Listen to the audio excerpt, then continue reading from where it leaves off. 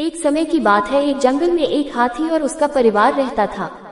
हाथी के परिवार में उसका बच्चा और उसके माता पिता रहते थे। पास में ही चींटियों की बावड़ी थी जिसमें बहुत सारी चींटियां रहती थी। हाथी के बच्चे की दोस्ती एक चींटी से थी। वे दोनों बहुत अच्छे दोस्त थे और हमेशा साथ में खेला करते थे, किंतु हाथी को उनकी दोस्ती पसंद नहीं थी। हाथी कहता था कि यह चींटियां बहुत छोटी है और हमसे दोस्ती करने लायक नहीं है। हाथी के बच्चे ने चींटी से मिलना जुलना कम कर दिया। चींटी ने हाथी के बच्चे से पूछा, मित्र, तुम मेरे साथ खेलने क्यों नहीं आ रहे हो? उद्धरण चिन्ह। हाथी का बच्चा बोला, मेरे पिताजी मुझे खेलने के लिए मना करते हैं, इसलिए मैं तुम्हारे साथ खेलने नहीं आ पा रहा हूँ। उद्धरण चिन्ह। एक दिन हाथी का बच्चा और चींटी छुपकर खेल रहे थे, तभी कहीं से एक शेर आ गया।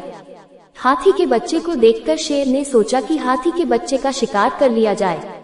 शेर को देखकर हाथी का बच्चा डर गया। हाथी के बच्चे को डरा हुआ देखकर चींटी बोली, मित्र, तुम डरो नहीं, मैं शेर का सामना करूंगी। उद्धरण चिन्ह।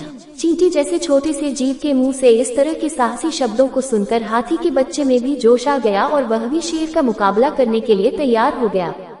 जैसे ही शेर ने हाथी के बच्चे पर हमला किया, हाथी के बच्चे ने भी अपने बचाव में शेर पर हमला कर दिया। वही छोटी सी चींटी शेर के कान में घुस गई और उसे कान में काटने लगी। दो तरफा हमले से शेर घबरा गया और वहां से भाग गया। जैसे ही यह खबर हाथी के बच्चे के माता पिता को लगी, वो तुरंत ही वहां आ गए। उन्होंने हाथी के बच्चे से पूरी घटना की जानकारी ली। हाथी के बच्चे ने बताया कि किस तरह चींटी के साहस को देखकर उसे भी जोश आ गया और चींटी और उसने मिलकर शेर को वहां से भगा दिया। हाथी के माता पिता को अपनी गलती का एहसास हुआ और उन्हें समझ में आ गया कि कोई भी जीव छोटा बड़ा नहीं होता।